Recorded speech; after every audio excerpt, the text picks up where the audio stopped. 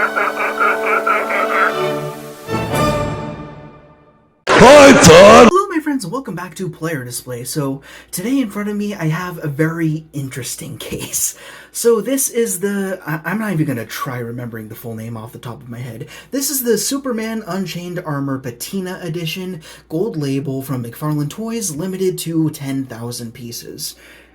That's the government name of this figure, okay? I've had it for a while now, perhaps even for a month or two, and the reason why I've had it on my backlog for these videos is I've just really wanted to talk about it. So much to the point that this isn't really going to be a review, it's more so just a discussion that I kind of wanted to bring up. Now that we've been reviewing videos for, I shit you not, over 6 months, which is crazy, and we're about to hit 300 subs, I don't know, there's just something I want to introduce to the fold of things that we could potentially do in the future. Just, just talking about a figure, talking about the way it's presented, why a certain figure exists, so on and so forth. Just a discussion. Really nothing more than that, nothing more fancy than that. So it's going to be a little offbeat, a little off-kilter, not going to be following the same formula as usual, and besides, this figure's been reviewed to death for a number of reasons. First thing is, this is the third time that we are seeing this precise body mold. So basically, first of all, what is Superman Unchained? As far as I can tell, it's based on a one-off comic, or it might have been just like a few comics here and there, where effectively Superman has a threat who is so big that he needs to construct his own armor out of intergalactic metals in order to stand a chance. And even though the armor gets obliterated at the end, it's still kind of cool looking. It pretty much looks like Superman had a train crash with a Gundam model kit, and then this is kind of what we get. So again, we've seen this 3 times. So the first time we saw it, it was a little bit too clean, a little too pristine. It looked kind of cheap, to be honest, so I wasn't too big of a fan of that, so I skipped past it. Then we got an Energized variant, which I think was also standard release, and that one was even worse for me. But then I saw this one come around, and my first impressions were like, oh, skip, easy, I don't need to talk about this, I don't need to buy this, I don't need to look at it, totally not on my radar at all.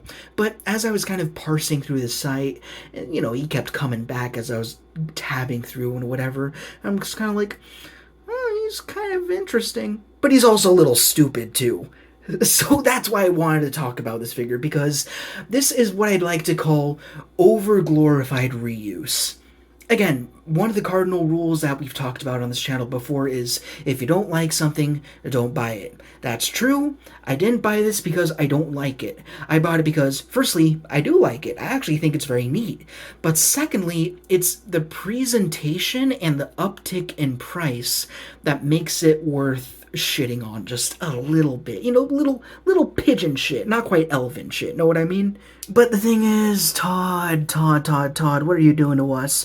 This is a normal action figure. There's nothing special about it aside from that it has the paint apps that every single figure should have. It is the third version of this figure, which is a patina version, meaning it has very nice, actually, silver weathering to it, if we pull in a little closer here. Again, exact same mold, so nothing new to discuss in that realm, but it has a new paint scheme along with the silver scoring going almost throughout the figure. Remember that word almost as we go ahead and just look at this figure really quickly. Again, not going to be a full review, we're just going to have a little breeze through it, but yeah, he's got some really cool looking yellow eyes, he has a really nice shiny red, which I love quite a bit. Almost this chainmail looking body glove underneath. I mean, it's cool. It's a good looking figure. I've got no real issues with it, but then remember when I mentioned that this is a patina variant? Then what's going on with the gauntlets and the legs? There's no patina at all. That's what pushed me away from the other releases of this figure,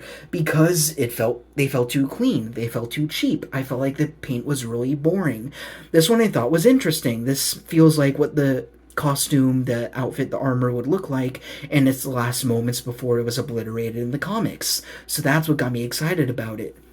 But then my only real flaw with it compared to the other ones is it doesn't give you what it promises. It's a patina edition. Yes, it's got patina, but it doesn't have patina all the way through, know what I mean? So, first of all, I guess that's the first thing. The figure is not exactly what it says it's supposed to be, so that kind of sucks.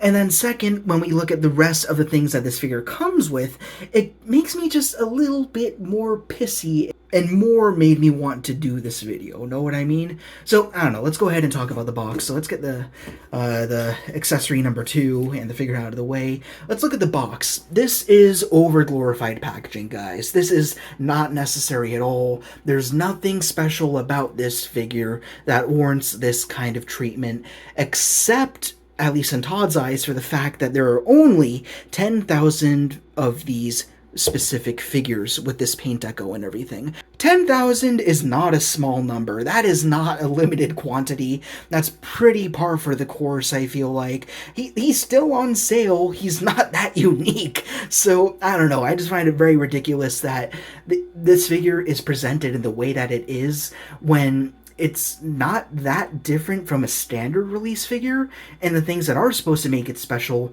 are not all the way around the figure. There are spots where it's a miss. So it's patina, but it's only partways patina, and that is kind of stinky. But yeah, the rest of the box, I mean, there's not a bad element of this figure. That's the thing. Like, on the back, you get this really awesome picture of what this thing looks like, and then you can even kind of slide it out. It gets very deluxe treatment. Then you got the bubble, where everything was contained within, and then that's it for the box. So let's go ahead and get that out of the way. And then we also get this card stand, which we've seen for several other figures, which are, again, meant to look a little more exclusive, limited quantities, ooh, and all that, which, first time I had one of these, I said, oh, these are pretty cool. I like them a lot. But now that I have 2 of these, already I'm saying, okay, look, it's nice to have 1. To have 2, that's a crowd. And that brings me to my second gripe about this figure. The first gripe being, it's not fully patina. The second gripe being, is this stand is enough to warrant a figure magically becoming super exclusive or special. Like, we've been seeing that recently with, like, the release of the Action Comics #1 Superman, that first variant of Green Lantern, where they get a bigger box. And the figure itself is pretty standard. I mean, it's not like they come with a crap ton of accessories or anything. The only difference between those figures and the standard figures is that they come with a stand with the card, which is already par for the course. We're already expecting a card, so we don't care about that as much. This is the only thing that's making certain figures exclusive, limited these days. So I just don't think that's well warranted. But again, it's a nice piece. It looks good. This has patina on it as well, so that's very cool. But you see where I'm talking about? It's just these elements, they're not enough to warrant these things being priced higher than anything else. Yeah, it's limited quantities. I hate the fact I'm saying that so much, but that's really the thing that makes it so special, apparently. But it doesn't warrant being priced higher than anything else. And it's not dramatically priced higher, but the fact that the price is slowly becoming the norm just because they include one piece of plastic that no one really cares about as much and does take up a lot of space, whether it be on inventory or on the shelf, it just grinds my gears a little bit.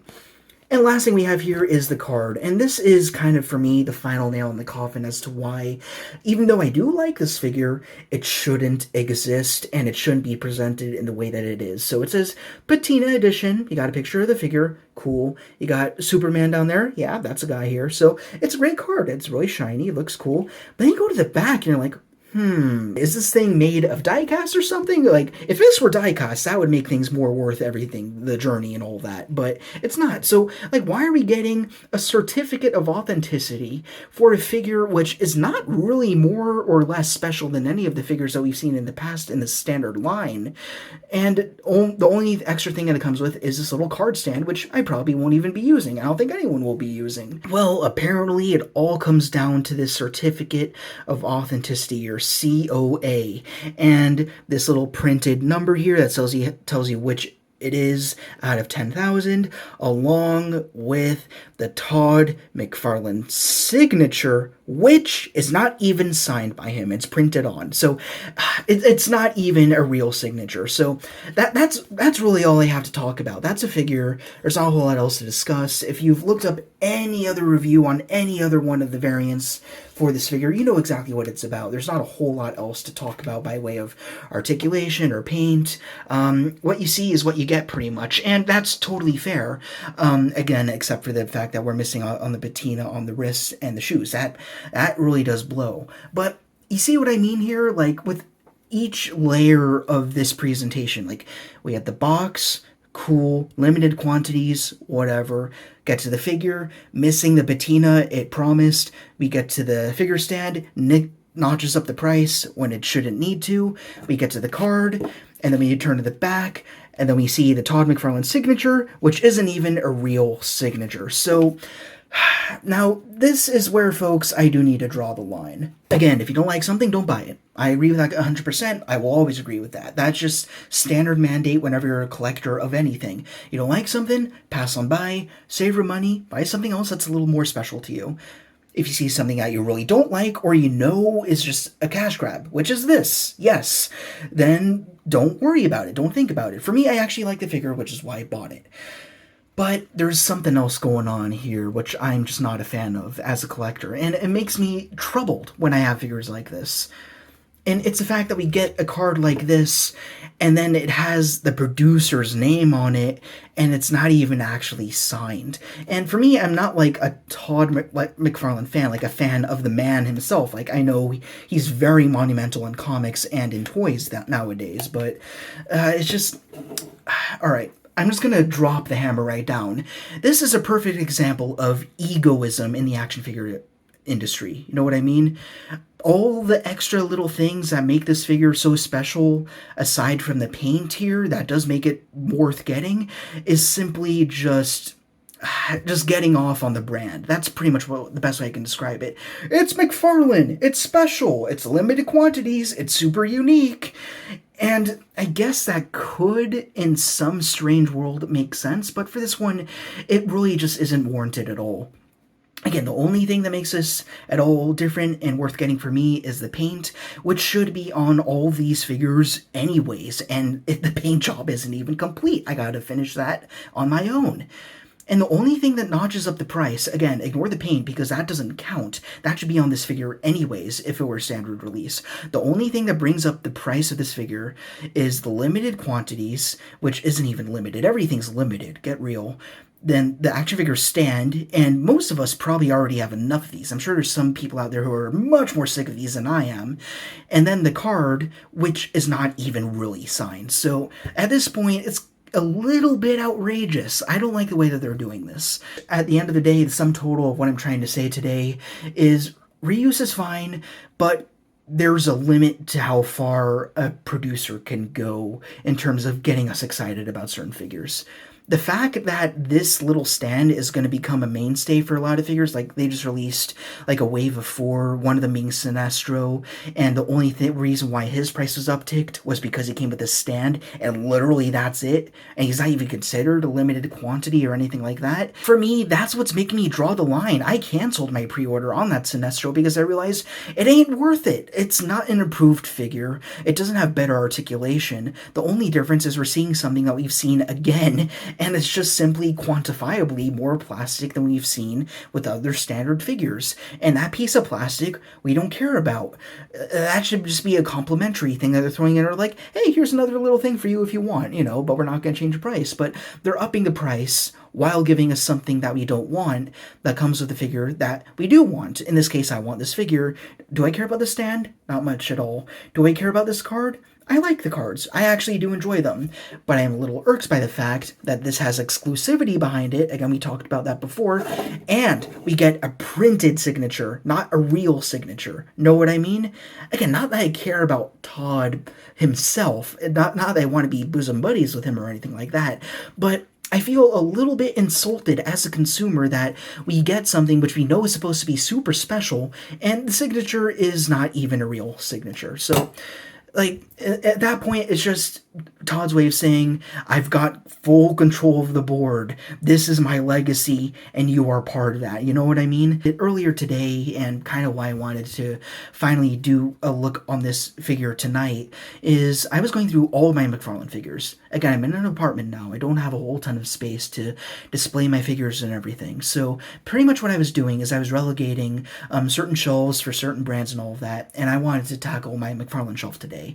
Go through every single figure I have, figure out which ones I really like, which ones I really just am kind of alright with, and things I just want to play with but not really display, you know what I mean? You know, you kind of gotta bring it down to that point when it's a matter of how much real estate you have and inventory, all that, your budget and whatever. And it came to the point where I had less figures actually on display than what I actually have in storage. And then for me, that was a telling notice of how I shouldn't be a regular customer to McFarlane anymore.